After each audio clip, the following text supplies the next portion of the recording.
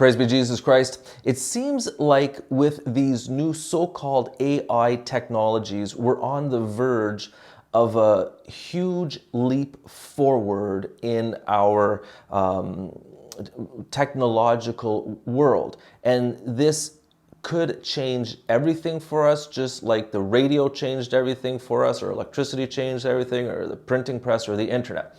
Now, some people are concerned because if these technologies are in the hands of the wrong people, they could do a lot of damage.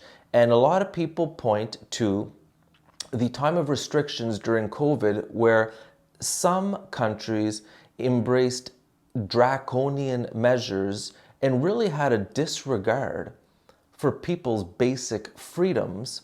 And what people are concerned about is that with the new AI technologies, a country that is, super woke and globalist could really make life miserable for people who don't want to go along with whatever restrictions the government chooses to place. Now, again, there's nothing wrong with the government keeping its people safe by having some, restrictions, but if a government isn't reasonable, and if a government is becoming authoritarian and totalitarian, forcing every detail of a person's life, of how a person lives, then we could have a problem. And this, if you know your history, this is not uncommon in the history of humanity. And so, just as an example, in my own life, I live in a house in communities with other priests, and during COVID, everyone in my house tested positive for COVID except me. And the health officials told me, because I was close to these people who had COVID, I needed to go into isolation for 10 days. Even though I didn't have COVID, I didn't have symptoms, and then after whatever 10 days, I need to kind of test to see whether or not I had COVID, and if I didn't, I could get back into society. Fine. So I'm talking to them on the phone, and I'm like, okay, well, listen, can I go to a grocery store to buy food? Because the plan is I was going to go up to my camp, which, thank God, I had a camp to go to, but that's a whole other thing. Otherwise, I would have had to sit in a hotel room for 10 days. Can you imagine? I would have went crazy, or more crazy. Okay, so I asked the health officials, I said, okay, fine, can I go to the grocery store to buy food? They're like, no.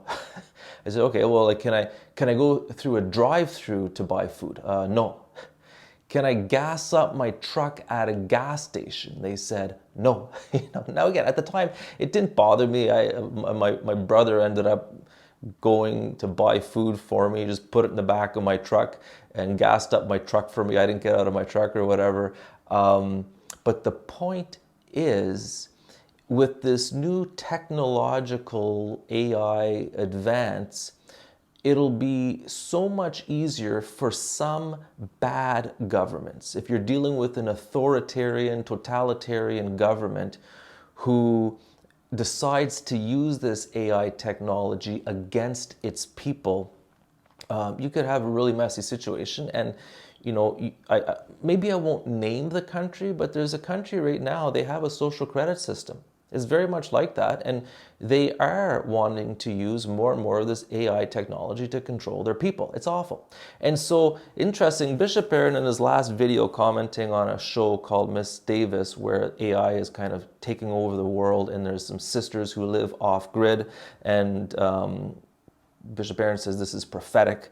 He says we need to look at the early desert fathers who fled the world that was becoming more and more godless, and live off, think about living off grid, especially detachment from our phones. Bishop Barron ends by saying, ask yourself whether it might be time and to think seriously about getting off the grid. Now, watch this video. I don't want to be quoting him out of context.